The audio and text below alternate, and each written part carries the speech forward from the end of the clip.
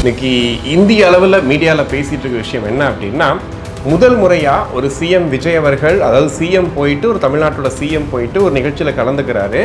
போகிற வழி எங்கேயும் பார்த்தீங்கன்னா அந்த கட் அவுட் அப்படின்ற அந்த கலாச்சாரம் இல்லாத ஒரு நிகழ்ச்சியை இன்றைக்கி பார்க்க முடிஞ்சது. சிஎம் விஜய் அவர்கள் இனிமேல் கட் அவுட் எங்கேயும் வைக்கக்கூடாது, அதாவது நம்ம கட்சி சார்ந்த நிகழ்வாக இருந்தாலும் சரி, அரசு நிகழ்வாக இருந்தாலும் சரி, கட் அவுட் வைக்காதீங்கன்னு சொன்னதாக சொல்கிறாங்க.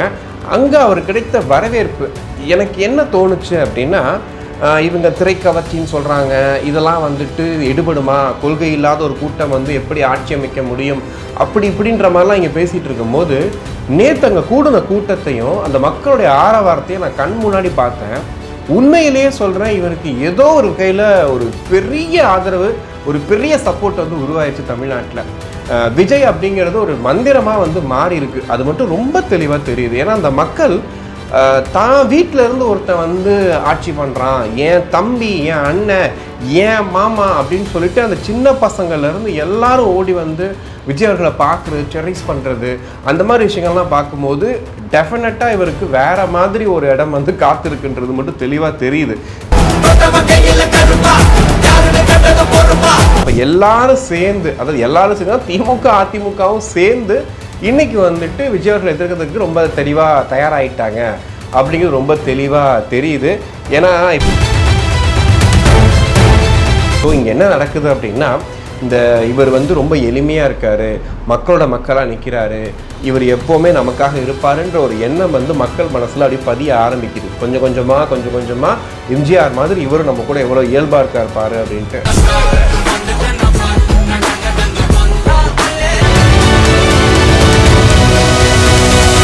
இது போன்ற வீடியோக்களை தொடர்ந்து பார்ப்பதற்கு தமிழ்நாடு டைம்ஸை சப்ஸ்கிரைப் பண்ணிக்கோங்க. எங்களுடைய சமூக வலைதள பக்கங்களான ஃபேஸ்புக், இன்ஸ்டாகிராம், எக்ஸ் பக்கங்களை ஃபாலோ பண்ணிக்கோங்க. உலகெங்கும் வாழும் தமிழ் நெஞ்சங்களுக்கு கிறிஸ்டியன் அன்பு வணக்கம். நேற்று பெரம்பூரில் சிஎம் விஜய் அவர்கள் ஒரு சட்டமன்ற அலுவலகத்தையும் பொது இ சேவை மையம் இது ரெண்டையும் திறந்து வைக்க வந்திருந்தார். நம்ம டைரெக்டாக அங்கே போயிருந்தோம். ஸோ அங்கே நான் பார்த்த வித்தியாசமான சில விஷயங்களை உங்கள்கிட்ட பகிர்ந்துக்கலான்னு ஆசைப்பட்டேன். ஃபர்ஸ்ட் ஆஃப் ஆல் என்ன அப்படின்னா, இன்றைக்கி சமூக வலைதளங்கள்லையும் குறிப்பாக இன்றைக்கி இந்திய அளவில் மீடியாவில் பேசிகிட்டு இருக்க விஷயம் என்ன அப்படின்னா, முதல் முறையாக ஒரு சிஎம் விஜய் அவர்கள், அதாவது சிஎம் போயிட்டு, ஒரு தமிழ்நாட்டோட சிஎம் போயிட்டு ஒரு நிகழ்ச்சியில் கலந்துக்கிறாரு. போகிற வழி எங்கேயும் பார்த்தீங்கன்னா அந்த கட் அவுட் அப்படின்ற அந்த கலாச்சாரம் இல்லாத ஒரு நிகழ்ச்சியை இன்றைக்கி பார்க்க முடிஞ்சது அப்படிங்கிறத சொன்னதுக்கப்புறம் நானே யோசிச்சு பார்த்தேன். ஆமாம், நேற்று நம்ம போகும்போது எந்த இடத்துலையுமே கட் அவுட் கிடையாது அப்படிங்கிறது ரொம்ப ஆச்சரியமாக இருந்துச்சு. சரி, என்னடா விஷயம்னு விசாரித்து பார்க்கும்போது, சிஎம் விஜய் அவர்கள் இனிமேல் கட் அவுட் எங்கேயும் வைக்கக்கூடாது, அதாவது நம்ம கட்சி சார்ந்த நிகழ்வாக இருந்தாலும் சரி, அரசு நிகழ்வாக இருந்தாலும் சரி, கட் அவுட் வைக்காதீங்கன்னு சொன்னதாக சொல்கிறாங்க. உண்மையிலேயே இது ஒரு மிகப்பெரிய மாற்றமாக தான் நான் பார்க்குறேன். ஏன்னா இதுக்கு முன்னாடி திமுக அதிமுக ஆட்சி காலத்தில் அதுவும் கரெக்டாக பொதுமக்கள் பார்க்கக்கூடிய இடங்கள்னு சொல்லிட்டு இந்த தெரு முக்கில் வைப்பாங்க, பஸ் ஸ்டாண்ட்லேருந்து பஸ்ஸு வெளியே வர இடத்துல வைப்பாங்க, முக்கியமான அந்த காய்கறி கடைகள், முக்கியமான மளிகை பொருட்கள் வாங்க மக்கள் வரக்கூடிய இடத்துல கரெக்டாக அந்த கடைக்கு முன்னாடி வச்சுருப்பாங்க. ஸோ நம்மளால் அந்த பக்கம் போக முடியாது, இந்த பக்கம் போக முடியாது. ஒருவேளை தவறுதெல்லாம் அந்த கட் அவுட் சாஞ்சிச்சு அப்படின்னா அது என்ன மாதிரி விளைவுகளை ஏற்படுத்தும்னு சொல்லிட்டு ரொம்ப நாளாக பேசிகிட்டு இருந்தோம். அறப்போர் இயக்கம் கூட நேற்று இதை பற்றி பேசியிருந்தாங்க, ஒரு பதிவு போட்டிருந்தாங்கன்னு சொல்லி நேற்று வீடியோவில் பேசியிருந்தோம். இன்றைக்கி பார்த்தீங்கன்னா அந்த விஷயங்கள் எல்லாம் மாறி இருக்குது. ஸோ பெரம்பூரில் ஒரு சிங்கிள் கட் அவுட் கூட இல்லாமல் முதல்வர் விஜயர்கள் வந்துட்டு போயிருக்காரு அப்படிங்கிறத ஃபஸ்ட்டு பார்த்தோம். இன்னொரு விஷயம் என்ன அப்படின்னா, அங்கே அவர் கிடைத்த வரவேற்பு எனக்கு என்ன தோணுச்சு அப்படின்னா, இவங்க திரைக்கவர்ச்சின்னு சொல்கிறாங்க, இதெல்லாம் எடுபடுமா, கொள்கை இல்லாத ஒரு கூட்டம் எப்படி ஆட்சி அமைக்க முடியும், அப்படி இப்படின்ற மாதிரிலாம் இங்கே பேசிகிட்டு இருக்கும்போது, நேற்று அங்கே கூடின கூட்டத்தையும் அந்த மக்களுடைய ஆரவாரத்தையும் நான் கண் முன்னாடி பார்த்தேன். உண்மையிலேயே சொல்கிறேன், இவருக்கு ஏதோ ஒரு கையில் ஒரு பெரிய ஆதரவு, ஒரு பெரிய சப்போர்ட் உருவாயிடுச்சு தமிழ்நாட்டில். விஜய் அப்படிங்கிறது ஒரு மந்திரமாக மாறி இருக்கு. அது மட்டும் ரொம்ப தெளிவாக தெரியுது. ஏன்னா அந்த மக்கள் தான் வீட்டில் இருந்து ஒருத்தன் ஆட்சி பண்ணுறான், என் தம்பி, என் அண்ணன், என் மாமா அப்படின்னு சொல்லிட்டு அந்த சின்ன பசங்கள்லேருந்து எல்லாரும் ஓடி விஜய் அவர்களை பார்க்குறது, செரிஸ் பண்ணுறது, அந்த மாதிரி விஷயங்கள்லாம் பார்க்கும்போது டெஃபினட்டாக இவருக்கு வேறு மாதிரி ஒரு இடம் காத்திருக்குன்றது மட்டும் தெளிவாக தெரியுது. ஏன்னா அந்த சட்டமன்ற அலுவலகத்துக்குள்ளே போகிறாரு, போய் அதை திறந்து வைக்கிறாரு, திறந்து வச்சு முடிச்சுட்டு அந்த இசேவை மையத்துக்குள்ளே போகிறாரு, அங்கே இருக்கக்கூடிய ஊழியர்கள்ட்ட பேசுகிறாரு, பேசிட்டு வெளியே நடந்தே வராரு.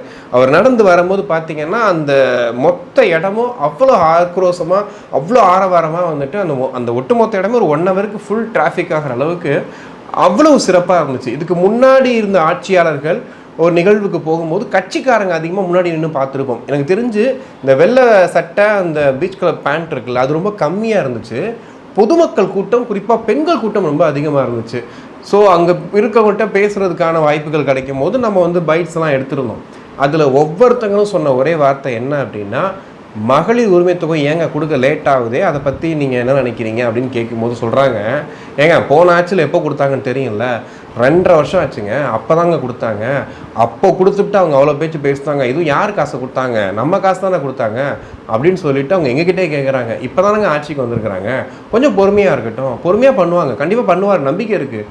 இனி யாருக்கும் இடம் கிடையாதுங்க. இனி வரக்கூடிய எல்லா வருஷமும் விஜயவர்கள் தான் ஆட்சி அமைப்பார், நாங்கள் இருக்கோம் ஒரு பின்னாடின்னு அவங்க பேசும்போது லிட்ரலி எனக்கு என்ன தோணுச்சு அப்படின்னா, இது பெரம்பூர் மட்டும் கிடையாது, ஒட்டுமொத்த தமிழ்நாட்டிலையுமே இந்த ஒரு ஆதரவு மனப்பான்மை விஜயவர்களுக்கு நாளுக்கு நாள் அதிகமாகிட்டே தான் இருக்குது. நம்ம தொலைக்காட்சியில் பார்க்குற மாதிரியோ இல்லை அரசியல்வாதி கட்சிகள் பேசுகிற மாதிரியோ இவருக்கு அரசியல் தெரியல, இவர் முதல்வர் மாதிரி பேச மாட்டார் இப்படிலாம் சொல்கிறாங்க இல்லையா, இந்த எந்த விஷயத்துலையுமே விஜயவர்களை மக்கள் அப்படி எடுத்துக்கவே இல்லை. நம்ம வீட்டு பையன், நம்ம பையன் போய் ஆட்சி பண்ணுறான் அப்படின்ற மனப்பான்மையோட தான் இருக்காங்கன்றது ரொம்ப தெளிவாக தெரியுது. இது இனிமேல் வரக்கூடிய எல்லா காலங்களும் இவர் தான் நம்மளை ஆளணும், எம்ஜிஆருக்கு அப்புறம் விஜய் கிடச்சிருக்காருன்னு சொல்லிட்டு அவங்க சொல்லும்போது கிட்டத்தட்ட மக்கள் மனசில் இப்படி தான் போய் அவர் சேர்ந்துருக்காருங்கிறது ரொம்ப தெளிவாக தெரிஞ்சது. நம்ம ஸ்டூடியோவில் உட்காந்து பேசிகிட்டு இருக்கோம், சரி வெளியில் போய் பார்க்குறதுக்கு முன்னாடி அரசியல்வாதிகள்கிட்ட பேசுகிறோம், அரசியல் விமர்சகர்கள்ட்ட பேசுகிறோம், எல்லாருமே உள்நோக்கத்தோடு பேசுகிறாங்க அப்படிங்கிறது நமக்கு தெரியுது. பட் ஆனால் பொதுமக்கள்கிட்ட போய் டேரெக்டாக அவங்க கிரவுண்ட் லெவலில் பேசும்போது அவங்க கிட்டேருந்து வந்த பதில் இப்படி தான் இருந்துச்சு. சின்ன குழந்தைங்கள்லேருந்து நாங்கள் மைக்கை நீட்டினாலே அவங்க ஓடி பேசுகிறாங்க, ஏன்னா இவரை பற்றி நாங்கள் பேசணும், இவரை பற்றி பேசணும்னு அவங்க ஓடி பேசுகிறத பார்க்கும்போது ஓகே சம்திங் கண்டிப்பாக ஒரு பெரிய சாதனை நிகழ்த்திட்டாரு அப்படின்னு தான் தோணுது. ஏன்னா இன்றைக்கி இரு பெரும் கட்சிகள், இந்த கட்சிகளை இன்றைக்கி ஓரம் தள்ளிட்டு இவரை சூஸ் பண்ணி வச்சுருக்காங்க அப்படின்னா அது மிகப்பெரிய விஷயந்தான். இன்றைக்கி கூட பார்த்தீங்கன்னா இந்த மருத்துவ வேலைகளில் இவ்வளவு ஆண்டுகளாக கிட்டத்தட்ட 9 ஆண்டுகளாக நிரந்தர பணியாளர் அப்படிங்கிற அந்த விஷயம் கொடுக்காம ரொம்ப காலமாக இருந்துச்சு. இன்றைக்கி காலையில் அந்த விஷயமும் நடந்திருக்கு. 2 திராவிட கட்சிகள் ஆட்சியிலையுமே இது பண்ணாமல் இருந்து இன்றைக்கி அதாவது கொரோனா டைமில் ஒப்பந்த பணியாளர்களாக சேர்க்கப்பட்ட இந்த மருத்துவ ஊழியர்கள் இன்றைக்கி எல்லாருமே பணி நியமன ஆணை வாங்கியிருக்கிறாங்க.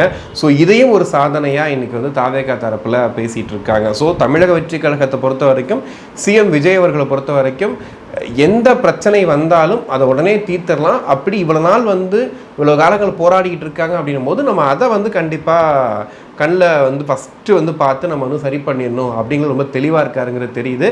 மக்களும் அவர் மேலே பயங்கர நம்பிக்கையாக இருக்காங்கன்றதும் தெரியுது. ஏன்னா ரீசன்ட் டைமில் கூகுளில் போயிட்டு சர்ச் பண்ணதில் பார்த்தீங்க அப்படின்னா, இந்த டிவிகே கட்சினா யார் இந்த விஜய் அப்படின்னு சொல்லிட்டு வட மாநிலங்களில் அதிகமாக சர்ச் செய்யப்பட்ட பேராக விஜய் அவர்கள் வந்திருக்கிறார். காரணம் இந்தியா முழுக்கவே இது ஒரு பெரிய ஆச்சரியமாக இருக்குது. எப்படா ஒருத்தர் இந்த மாதிரி 2.5 வருஷத்தில் ஆட்சியை பிடிக்கிறாங்க, ஆட்சியை பிடிச்சிட்டு இருக்கக்கூடிய இந்த 50 நாட்களுக்குள்ள மக்கள் மனசில் இந்த அளவுக்கு இடம் பிடிச்சிருக்கிறாங்கன்னு சொல்லிட்டு இன்றைக்கி அவங்க சர்ச் பண்ணி பார்க்குற அளவுக்கு விஜயவர்களுடைய அந்த புகழ் நாளுக்கு நாள் அதிகமாகிட்டே இருக்குது. ஸோ லெட்ஸ் ஹோப் என்ன நடக்க போகுது அப்படிங்கிறத பொறுத்திருந்து பார்க்கலாம். ஸோ இந்த நேரத்தில் பார்த்தீங்கன்னா எதிர்வினைகள் அப்படின்னு சொல்லலாம். எதிர்வினைகள் எப்போவுமே திமுக சைட்லேருந்து எதிர்கட்சிகள் தரப்புலேருந்து தொடர்ந்து வந்துக்கிட்டே இருக்கும். இந்த வாட்டி பார்த்தீங்கன்னா கொஞ்சம் மாறுதலாக அதிமுக தரப்புலேருந்து பயங்கரமான எதிர்வினைகள் வருது. அது என்ன மாதிரி வருது அப்படின்னா, திமுகவோடு சேர்ந்து வருது. அப்போ தான் நமக்கு ஓகே தெளிவாயிருச்சு. அப்போது இந்த திமுகன்ற அந்த காதல் ஜோடிகள் விரைவில் இணைய போகிறார்கள், 2 பேரும் கல்யாணம் ஆக போகுது அப்படிங்கிறது ரொம்ப தெளிவாக தெரியுது. ஏன் அப்படி சொல்கிறேன் அப்படின்னு கேட்டிங்கன்னா, ஒரு பக்கம் இவர் அவதூறாக பேசுகிறாரு, தப்பாக பேசுகிறாரு, சரியாக பேச மாட்டுறாரு, இவர் எல்லாத்துக்குமே திமுக தான் சொல்கிறாருன்னு ஒரு பக்கம் திட்டுறாங்க. இன்னொரு பக்கம் அதிமுக முன்னாள் அமைச்சர்கள் பேசக்கூடிய பேச்சு இருக்கு இல்லையா, ஆக்சுவலி நேற்று கூட சொல்லியிருந்தேன், ராஜேந்திர பாலாஜி அவர்கள் அவங்க பேசின பேச்சில் ஸ்டாலின் அவர்களுக்கு கோவம் வரல, ஒருவேளை கோவம் வந்துச்சுன்னா அவ்வளோதான் தாவே காட்சி கலைஞ்சிரும், அவருக்கு கோவம் வரும் அப்படின்னு சொல்லியிருக்காரு. இது எப்படி இருக்குது அப்படின்னா, அவர் கோவப்பட்டார்னா இங்கே ஆட்சியை கலைஞ்சிரும் சொல்லி இவர் சொல்கிறாரு. இது சுத்தமாக பார்த்தீங்கன்னா திமுகவும் எதிர் திசையில் இருந்தவங்க இப்போ பேசுகிறாங்களே அப்படின்னு. இந்த விஷயத்தை செய்தியாளர் அனிதா ராதாகிருஷ்ணன் கிட்ட கேட்குறாங்க. முன்னாள் அமைச்சர் இருக்கார் இல்லையா, திமுக முன்னாள் அமைச்சர், அவர்கிட்ட கேட்குறாங்க, சார் இந்த மாதிரி ராஜேந்திர பாய் சொல்லியிருக்காரு, நீங்கள் என்ன நினைக்கிறீங்க அப்படின்னு. இது சாதாரண காலமாக இருந்துச்சுன்னு வச்சுக்கோங்களேன், என்ன சொல்லியிருப்பாங்கன்னா, ஏங்க அவர் கருத்து அவர்கிட்ட கேட்டுங்க, எங்கிட்ட கேட்காதீங்க அவர் ஏதோ சொல்லியிருப்பார் அப்படின்னு. ஆனால் அந்த கேள்வியை கேட்டோன்னே டக்குன்னு மைக்கை இறக்கிட்டு நான் போகிறேன்னு சொல்லி கிளம்பி போயிட்டாப்புல. அப்போ என்ன நடந்துக்கிட்டு இருக்கு அப்படின்னா இவங்களுக்குள்ள வந்து அந்த டீலிங் வந்து ரொம்ப பக்காவாக ஒர்க் அவுட் ஆயிருக்குங்கிறத வந்துட்டு இப்போ தெளிவாக நம்ம பார்க்கும் போது தெரியுது. இப்போ ஆர்பி உதயகுமார் அவர்கள் மரிய வில்சன் அவர்களை ரொம்ப தரக்குறைவாக ஒருமையில பேசி வச்சிருக்கிறார். இது எப்படி இருக்கு அப்படின்னா, இப்போ தானே ஆட்சிக்கு வந்திருக்கிறாங்க, இந்த பசங்களுக்கு என்ன தெரியும், இவங்களை பெருசாக வந்து என்ன பண்ணிட முடியும் அப்படிங்கிற மாதிரி அவர் பேசுகிறாரு. அதிமுக முன்னாள் அமைச்சர் செல்லூர் ராஜு அவர்கள் என்ன பண்ணுறாரு அப்படின்னா, அவர் இன்னைக்கு பேசும்போது கூட வந்துட்டு இந்த மாதிரி முதலமைச்சர் அப்படின்னா அது ஒரு போஷுங்க, அது வந்து ஒரு ஸ்டைலுங்க, அது வந்து அது ஒரு தத்துவங்க, அந்த மாதிரி பேசுகிறேங்க. முதலமைச்சருக்கான தகுதியே எல்லாம் ஒருத்தர் பேசிட்டு இருக்காரு, சும்மா வாயில வந்ததெல்லாம் பேசிட்டு இருக்காரு அப்படின்னு சொல்லிட்டு அவர் இன்னைக்கு கொந்தளிக்கிறாரு. அப்போதான் நமக்கு ஒரு விஷயம் புரிய வருது. அப்போ எல்லாரும் சேர்ந்து, அதாவது எல்லாரும் சேர்ந்து திமுக அதிமுகவும் சேர்ந்து இன்னைக்கு வந்துட்டு விஜய் அவர்கள் எதிர்க்கிறதுக்கு ரொம்ப தெளிவாக தயாராகிட்டாங்க அப்படிங்கிறது ரொம்ப தெளிவாக தெரியுது. ஏன்னா இப்போ இங்கே ஆர்பி உதயகுமார் போன்றவர்கள்லாம் இவ்வளவு சலனமாக பேசுகிறாங்க, இவ்வளவு ஈஸியாக வந்து அட்டாக் பண்ணுறாங்க அப்படின்னா கண்டிப்பாக இதோட தொடர்பு இல்லாமல் இருக்காது அப்படின்ற மாதிரி தான் இருக்குது. ஸோ இந்த நேரத்தில் வந்துட்டு அமைச்சர் ரமேஷ் மேலே வந்துட்டு நேற்றுலேருந்து ஒரு குற்றச்சாட்டு போயிட்டு இருந்துச்சு. குற்றச்சாட்டுங்கிற தாண்டி இது பொய் செய்தி அப்படிங்கிற மாதிரி இன்றைக்கி அமைச்சர் விளக்கம் கொடுத்துருக்காரு. அதையும் தாண்டி என் மேலே பொய் செய்தி பரப்புறவங்களுக்கு மேலே நான் நடவடிக்கை எடுப்பேன் அப்படின்றதையும் சொல்லியிருக்காரு. நம்ம நேற்று வீட்டில் கூட பேசியிருந்தோம். என்ன அப்படின்னா, பழனி மலை அடிவாரம் இருக்கு இல்லையா, அந்த தன்னாயுதபாணி கோயில் அடிவாரத்தில் 100 கோடி மதிப்புள்ள நிலம் இருக்குது. அந்த நிலத்தை வந்து நிலச்சுவாந்த, அதாவது பக்கத்தில் இருக்கக்கூடிய ஒருத்தவங்க வந்துட்டு அதை இது பண்ணுறாங்க, 2 கோடி விற்கிறாங்க அப்படிங்கிற ஒரு பிரச்சனை போயிட்டு இருந்துச்சு. அந்த செய்தியோட சேர்த்து அது மட்டும் இல்லாமல் நிறைய பொய்யான புரட்டான ஒரு வன்மத்தில் நிறைய விஷயங்கள் வந்து பார்த்தீங்கன்னா பல்வேறு கட்சியினரால் பரப்பப்பட்டு இருக்கு அப்படின்றது இங்கே இருக்க எல்லாருக்குமே தெரிஞ்சிருக்கும். பார்த்தீங்கன்னா அந்த நிலத்தை வந்து ரெஜிஸ்ட்ரேஷன் பண்ணது என்னுடைய சொந்தக்காரரு, 100 கோடி ரூபாய் மதிப்புள்ள ஒரு சொத்தை வந்து 2 கோடி ரூபாய்க்கு ரெஜிஸ்டர் பண்ணிட்டாங்க, அது மாண்புமிகு அமைச்சருடைய உறவினர் தான் பண்ணியிருக்கிறாரு அப்படின்லாம் சமூக வலைதளத்தில் நிறைய பரவிட்டாங்க. உண்மையிலேயே அப்படி ஒரு உறவினர் எனக்கு எங்கேயோ இருக்காங்கன்றதை கண்டுபிடிச்சி சொல்லிருக்காங்க பாருங்க. எப்பேற்பட்ட கண்டுபிடிப்புன்றதை நான் இன்னைக்கு தான் பார்க்குறேன். இப்படிப்பட்ட உறவினர் எனக்கு அங்கே இருக்கிறாங்கன்றது எனக்கே இன்னைக்கு தான் தெரியும். அப்போ அப்படிப்பட்ட இடத்துல இந்த மாதிரியான ஒரு பொய் செய்திகள் எல்லாம் வந்து பரப்பிவிட்டு இருந்தாங்க. இந்த நேரத்தில் திரு சீமான் அவர்கள் வந்து இப்போ ரீசெண்ட் டைமில் வந்து திமுக ரொம்ப இணக்கமாக இருக்காரு அப்படிங்கிற மாதிரி ஒரு இது போயிட்டுருக்குல்ல. ஸோ இதை வந்து ஊர்ஜிதப்படுத்துகிற விதமாக என்ன பண்ணுறாங்க அப்படின்னா, கலைஞர் தொலைக்காட்சி அண்ட் சன் தொலைக்காட்சி இவங்க 2 பேரும் என்ன பண்ணுறாங்கன்னா, இப்போது நாம் தமிழர் கட்சி சார்பாக பேசக்கூடிய விஷயங்கள் எல்லாத்தையும் வந்து ஒளிபரப்ப ஆரம்பிச்சிருக்காங்க, காடாவும் போட ஆரம்பிக்கிறாங்க.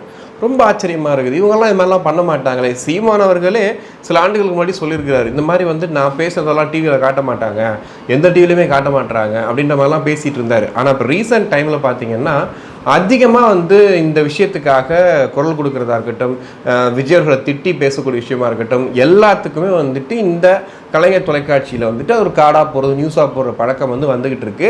குறிப்பாக சாட்டை துரைமுருகன் அவர்கள் பேசக்கூடிய வீடியோக்கள் எல்லாமே இன்னைக்கு திமுக இருக்கக்கூடிய முக்கியமான ஆளுங்க மூலியமா, ஐடிவிங் மூலியமா, இல்லை அவங்க திமுக ஆளுங்களே ஸ்டேட்டஸ் வைக்கிற அளவுக்கு மாறி இருக்கு அப்படிங்கிறதையும் பார்க்க முடியுது.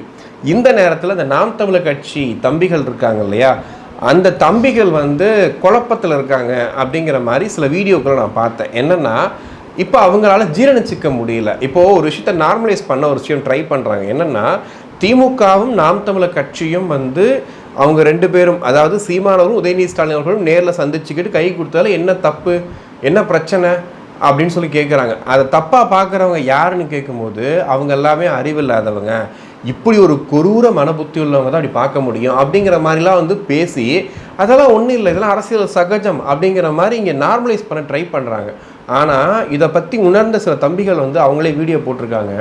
என்ன அப்படின்னா, விஜயை திட்டத்தை மட்டும்தான் நம்ம ஒரு பொழப்பாக வச்சுருந்தோம், அதனால தான் இந்த தேர்தல் நம்ம தோற்று போயிட்டோம். ஆனால் இதுக்கப்புறமும் வந்துட்டு நம்ம திமுக கூட கை கோக்குற மாதிரியும் விஜயர்களை மட்டுமே திட்டக்கூடிய ஒரு நிலைமைக்கு போனோம் அப்படின்னா நம்ம இன்னும் கீழே போயிடுவோம் அப்படின்னு சொல்லி பல நாம் தமிழர் கட்சி அந்த தம்பிகளே வந்து வீடியோக்குள் போட ஆரம்பிச்சிட்டாங்க.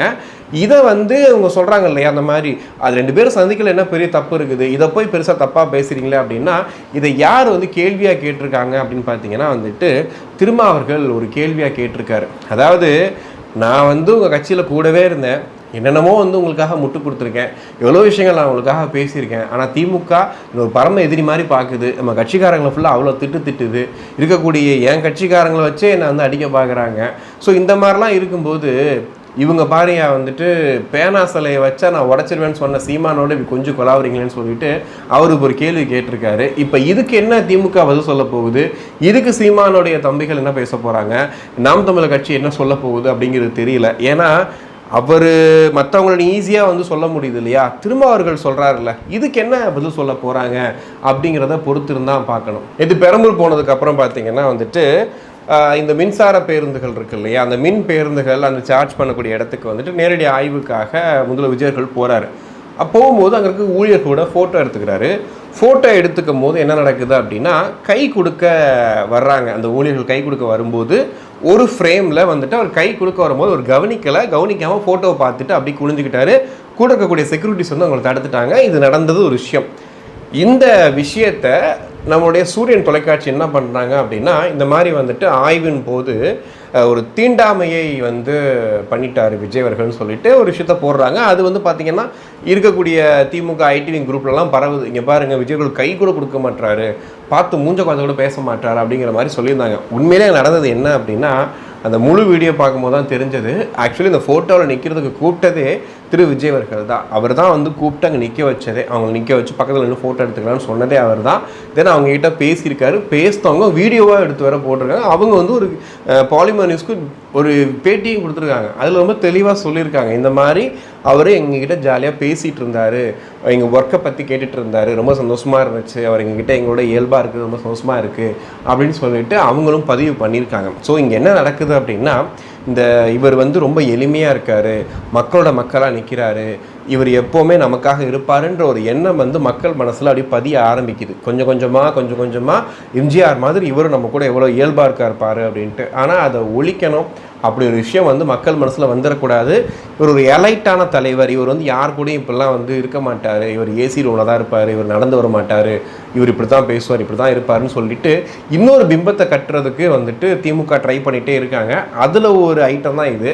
பட் இதை வந்து உடனே விச்சுவல் வாரியர்ஸ் வந்து ஃபுல் வீடியோ எடுத்து போட்டு இதான் விஷயம், எதுக்கு தேவையில்லாம் பொய் செய்தி பரப்புறீங்க, அவர் கை கொடுக்க வராது நீங்கள் பார்த்தீங்களா, இந்த ஆங்கிளில் சும்மா ஒரு வீடியோ கட் பண்ணி வச்சுட்டு இஷ்டத்துக்கு நீங்கள் பரப்புவீங்களா அப்படின்னு சொல்லிட்டு அந்த விஷயத்த சொல்லிகிட்டு இருக்காங்க. ஆனால் குறிப்பாக வந்து இந்த அவதூறு பேசுகிறவங்களையும் இந்த மாதிரி ஒரு மேலே கேவலமாக பேசுகிறவங்களையும் இந்த மாதிரி பொய் செய்தி பரப்பக்கூடிய சில சேனல்கள் மேலேயும் வந்து அரசு கொஞ்சம் கண்ணை காட்டுங்க, அது போதும்.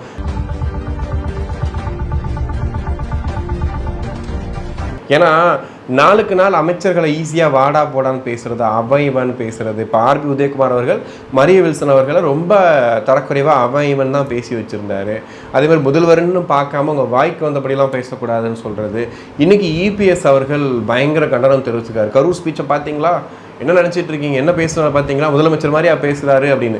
ஆக்சுவலி இப்போ அதிமுகவும் சேர்ந்து என்ன செய்யுது அப்படின்னா, முதலமைச்சராக இருக்கிறதுக்கு விஜயர்களுக்கு தகுதி இல்லை அப்படின்ற அந்த இடத்த கொண்டு வராங்க. ஏன்னா முதலமைச்சர்னா இப்படி தான் இருக்கணும், இப்படி தான் அவர் பண்ணணும், இப்படி தான் பேசணும் அப்படின்ற மாதிரி. ஆனால் யாருமே இந்த முன்னாள் அமைச்சர்கள் ஊழல் பற்றிலாம் இருக்கு இல்லையா, எனக்கு என்ன புரியலைன்னா, இப்போ அதிமுக விஜயவர்களை பற்றி இவ்வளோ பேசுது, அப்போது அதிமுக அவங்களுடைய என்ன சொல்கிறது இயல்புபடி என்ன பேசியிருக்கணும் அப்படின்னா, செந்தில் பாலாஜி வந்து ஒரு வாரமாக ஓடி போயிட்டார், அவர் எங்கே கண்டுபிடிச்சிங்களா, ஏன் தாவேக்க அரசியல் நாள் வந்து அதை கண்டுபிடிக்காமல் இருக்குன்னு அதை பற்றி பேசலாம். இல்லை ஏவா வேலு அவர்கள் அங்கேருந்து இங்கே வந்துட்டார், நான் வந்து எங்களுக்கெல்லாம் வந்துட்டு லுக் அவுட் நோட்டீஸ்லாம் ஒரு பிரச்சனையே இல்லைன்னு சொல்லி அவர் பேட்டி கொடுத்துட்ருக்காரு. அவரை ஏன் வந்து இன்னும் நீங்கள் வந்துட்டு பிடிக்கல, கையால் ஆகாத அரசாக இருக்கீங்கன்னு சொல்லி அதை கேட்கலாம். ஆனால் அதெல்லாம் விட்டுட்டு இந்த மாதிரி இவர் இப்படி பேசுகிறாரு, ஸ்டைலாக பேசுகிறார், கை நீட்டி பேசுகிறாரு, இந்த மாதிரி கை நீட்டுறாரு, ஒரு சினிமா மாதிரி நடந்துக்கிறாருன்னு இதை பற்றியே பேசும்போது நமக்கு சந்தேகம் வலுக்குது. அப்போ உண்மையிலேயே வந்து இவங்கெல்லாம் மக்களுக்காக தான் இருக்காங்களா, இல்லை சுயநலத்துக்காக வந்து இவங்கெல்லாம் வந்து இவங்களால் ஆட்சி பண்ணிகிட்டு இருந்தாங்களா அப்படிங்கிறது இப்போ தான் கொஞ்சம் கொஞ்சமாக தெரிய வருது. ஸோ இன்றைக்கி இதோடு சேர்த்து பார்த்திங்கன்னா, இன்றைக்கி நிறைய இடங்களில் நிறைய மக்கள் பேட்டிகள் மூலிமா சொல்கிறது என்ன அப்படின்னா, நிறைய இடத்துல இந்த பட்டா மாறுதல் போன்ற விஷயங்கள், குறிப்பாக வந்து இந்த உதவித்தொகை வாங்க போகிற இடங்கள், இந்த முதியோர் நலத்துறை இந்த மாதிரி இருக்கும் இல்லையா, அங்கெல்லாம் போய்ட்டு உதவித்தொகை வாங்குவாங்க இல்லையா, இந்த இடங்களில் கணிசமான முறையில் லஞ்சம் குறைக்கப்பட்டிருக்கு, ஒரு டைரக்ட் கான்டாக்ட் நமக்கு கூட அவங்களுக்கு கிடச்சிருக்கு அப்படிங்கிறத சொல்கிறாங்க. அதுலேயும் குறிப்பாக பார்த்திங்கன்னா அந்த அம்மா உணவகம் இப்போ ரீசன்ட் டைமில் அம்மா உணவகத்தை வந்து புதுப்பிச்சு நிறைய இடங்களில் ஓப்பன் பண்ணிகிட்டு இருக்காங்க. இந்த ஓப்பன் பண்ணக்கூடிய அம்மா உணவகங்கள் இப்போ ரொம்ப நல்லா வந்து இயங்கிக்கிட்டு இருக்குது. முன்னை விட இப்போ வந்து குவாலிட்டியும் சரி குவான்டிட்டியும் சரி ரொம்ப நல்லா இருக்குது. அதாவது அம்மா அவர்கள் கொண்டு வந்த இந்த திட்டத்தை விஜய் அவர்கள் இன்னும் அடுத்த கட்டத்துக்கு கொண்டு போயிருக்காரு, ரொம்ப சூப்பராக பண்ணிட்டு இருக்காங்கன்னு சொல்லிட்டு அந்த தகவல்களையும் வந்துட்டு நம்ம இணையத்தில் பார்க்குற மாதிரி இருக்குது. ஏன்னா உண்மையிலேயே வந்துட்டு அவர் கையில் எடுத்ததுக்கப்புறம் அம்மா உணவகம் இன்னும் சிறப்பாக போயிட்டுருக்கு அப்படிங்கிறதையும் சொல்லியிருக்காங்க. அடுத்ததான் வந்து லொயோலா மணி அவர்கள், அவரை வந்துட்டு இன்னைக்கு ஒரு அரசு பதவியில் அமர்த்திருக்கார் சிஎம் விஜய் அவர்கள். தமிழ்நாடு பாடநூல் மற்றும் கல்வியியல் பணிகள் கழகத்தின் தலைவராக தாவேகா பேச்சாளர் லயோலா மணி நியமனம் அப்படின்ற செய்தியை பார்த்த உடனே இங்கே வந்துட்டு பயங்கரமான கண்டன குரல்கள் வருது. எங்கே இருந்தனா அறிவாலயத்துலேருந்து வருது, மற்ற கட்சிகள்லேருந்தும் வந்துச்சு. நிறைய பேர் சொன்னாங்க, ஏன் இது இவரை விட தகுதியான ஆள்கள் கிடையாதா, ரொம்ப மிக முக்கியமான பொறுப்பு, அடுத்த தலைமுறைக்கான ஒரு முக்கியமான முடிவெடுக்கக்கூடிய ஒரு இந்த பொறுப்பை கொண்டு போய் இவர்கிட்ட கொடுக்கலாமா அப்படின்ற மாதிரி பேசியிருந்தாங்க. இப்போ நம்மக்கிட்ட கேட்டால் கூட என்னென்னா இதை விட இன்னும் சரியான ஆட்கள் நிறைய பேர் இருக்கிறதுக்கு வாய்ப்பு இருக்குது. ஸோ அவங்களுக்கு இந்த பொறுப்புகளை கொடுத்துருக்கலாம். பட் உங்கள் கட்சியில் பேச்சாளர்ன்றதுக்காக வந்து லயோலா மணி கொடுத்துட்டிங்களா அப்படின்ற கேள்வி கேட்கலாம். ஆனால் இதை திமுக கேட்கும்போது என்ன நடக்குது அப்படின்னா, இதுக்கு முன்னாடி யார் இருந்தாங்கன்னு கேட்கும்போது பார்த்தா திண்டுக்கல் லியோனி அவர்கள் இருந்தார். ஸோ அவரை வந்து இப்போ என்ன பண்ணால் விச்சுவலைஸ் எடுத்து போடுறாங்க. என்னென்னா இன்றைக்கி வந்து லயோலா மணியை சொல்கிறீங்களே, அவர் என்னெல்லாம் பேசியிருக்காரு தெரியுமா, அவர் எவ்வளோ ஆபாச பேச்செல்லாம் பேசியிருக்காரு தெரியுமான்னு சொல்லி அவர் பேசி அந்த பழைய பேச்சை எடுத்து இன்னைக்கு ஃபுல்லாக வந்து டெலிகாஸ்ட் பண்ணிட்டு இருக்காங்க. மாடுகள்ல பல வகை இருக்கும். இந்த பண்ணையில ஒரு மாடு இருக்கு பாத்திருக்கீங்களா, பாரின் மாடு. அதை மிஷின்ல வச்சுதான் பால் கறப்பேன் பாத்திருக்கீங்களா, மிஷின். அந்த மடியில ஒரு மிஷினை கொடுப்பேன், 40 லிட்டர் பால் வந்துடும். அந்த பாலை குடிச்சுதான் நம்ம பொம்பளையே பிள்ளைய ஊரா எல்லாம் பலூன் மாதிரி தண்டி ஊட்டி கிடக்குது. ஒரு காலத்துல பொம்பளை இடுப்பு 8 மாதிரி இருந்துச்சு, பிள்ளைய தூக்கி இடுப்புல வச்சு அவன் பாட்டு கொஞ்ச நாட்ல உட்காந்துருந்தான். அப்போது ஒருவர் அவரை இடைமறித்து ரேஷன் அரிசியை காண்பித்து அவரது பேச்சை திசை மாற்ற முயன்றார். ஆனால் அதன் பின்னரும் தாம் என்ன பேசுகிறோம் என்பதை உணராத திண்டுக்கல் லியோனி மீண்டும் பெண்களை இழிவாக பேசத் தொடங்கினார்.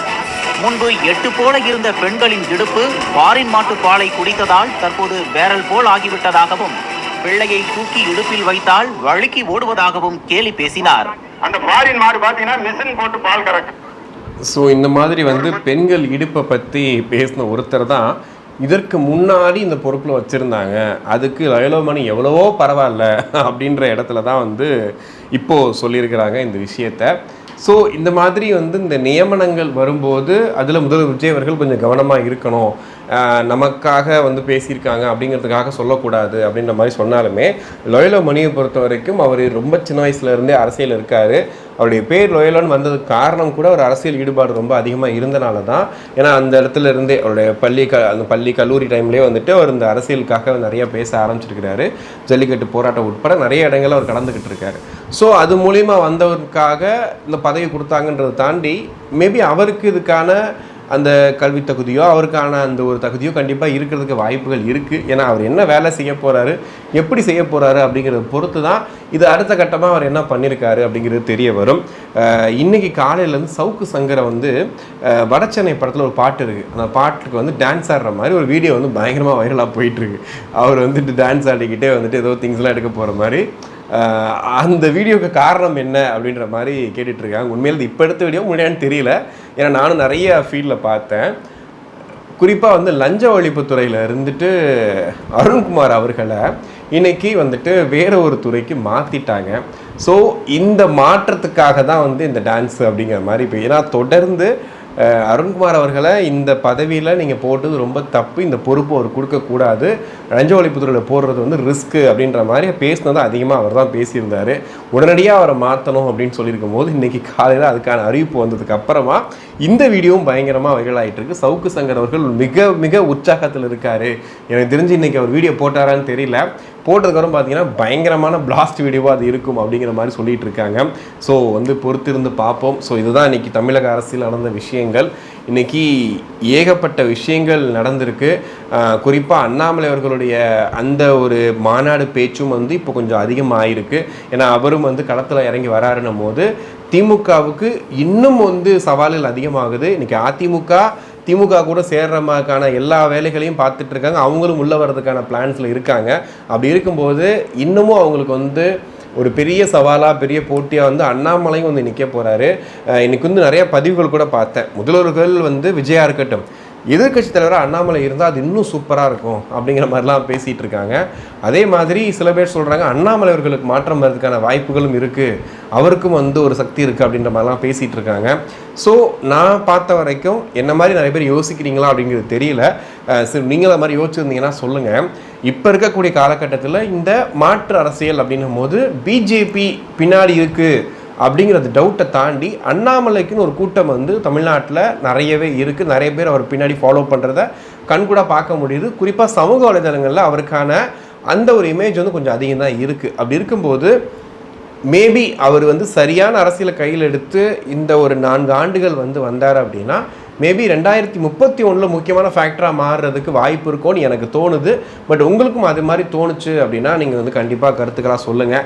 இல்லைங்க இது வந்து பிஜேபியோட சதிதான், வேணும்னே ஆளை இறக்கி விட்ருக்காங்க விஜயும் உதயநிதியும் காலி பண்ணுறதுக்காக அப்படின்னு நினச்சிங்கன்னா அதையும் வந்து தாராளமாக கமெண்ட்ஸில் வந்து சொல்லுங்கள். ஸோ மீண்டும் இன்னொரு வீடியோவில் சந்திப்போம். நன்றி.